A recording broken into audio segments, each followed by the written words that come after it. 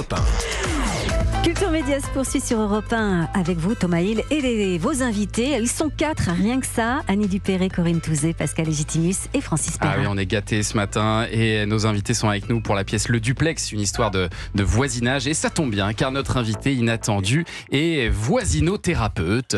Il s'appelle Eric Syndic et il reçoit des voisins au bord de la crise de nerfs dans son cabinet. Bonjour Eric. Oui, bonjour à tous. Excusez-moi, je termine juste une consultation par téléphone et je suis à vous. Oui, alors écoutez Madame Ramirez, j'ai bien réfléchi et je ne pense pas que ce soit une bonne idée de vouloir couper les testicules de Monsieur Fouchard juste parce qu'il joue de la flûte à bec le dimanche matin dans son jardin.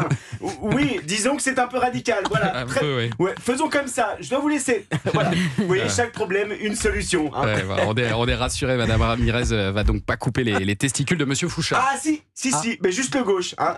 Il peut me remercier comme il portait à droite, ça va le rééquilibrer. C'est parfait.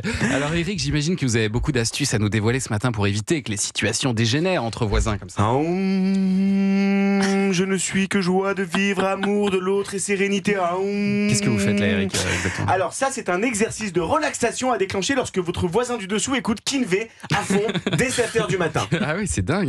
Ouais, c'est dingue Thomas, il y a vraiment des gens qui écoutent du Kinvey à 7h du matin. Moi aussi, ça m'a fait un choc. Alors comment ça se passe une séance de voisinothérapie, Eric? Alors j'essaie de mettre mes patients dans des situations extrêmes afin de tester leur réaction. Vous voulez essayer? Avec plaisir, ça peut toujours servir à nos on va invités. se mettre en situation tous ensemble, allez-y, fermez les yeux.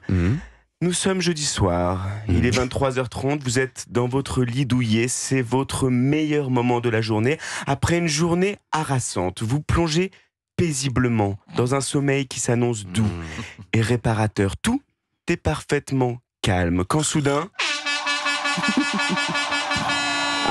C'est Lucas, votre voisin du dessus, il rentre d'un bar avec quelques amis. Thomas, que faites-vous? Moi je me lève direct, je vais frapper à sa porte et je peux vous dire qu'il va vite la couper sa musique. Alors très bien Thomas, alors j'ai juste oublié de vous indiquer un petit détail. Lucas, votre voisin est professeur de boxe thaï et mesure 1m95. Que faites-vous Thomas? Je crois que j'ai des boules caisses qui traînent dans ma table de nuit. Je me mets l'oreiller sur la tête. Comme 95% des Français, vous pratiquez donc la technique de l'autruche. Qu'auriez-vous fait Pascal par exemple? Un petit... Moi, j'aurais déménagé. Tout simplement. C'est encore l'un de vos patients là? Je crois que ça vous concerne d'ailleurs. Allô? Oui. Non, Monsieur Pro, on vous a déjà dit, c'est pas possible. C'est le voisin de Thomas Hill dans la grille d'Europe 1. Il veut encore lui grappiller 30 minutes d'émission. Non, Monsieur Pro, à ce rythme-là, votre émission, ça va plus être l'heure des pros, mais la journée des pros. Écoutez, de toute façon, on a fermé la porte du studio à clé, vous ne pourrez pas rentrer. C'est chacun son tour. Respirez un bon coup et attendez jusqu'à 11h. Ça va aller, Monsieur Pro. On embrasse Pascal, là, évidemment. Eric, ce matin, nos invités interprètent deux couples qui sont voisins et qui ont... Qu'est-ce qui se passe encore? C'est Pascal. Il attaque le mur au marteau-piqueur. Oh non, Pascal.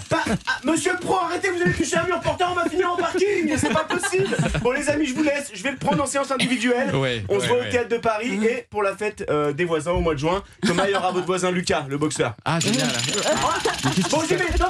Pascal. Merci Eric Syndic alias Pierre-Antoine Damcourt. Excellent. Excellent. Et Pascal va devoir patienter encore quelques minutes, mais on le retrouve à 11h, bien sûr.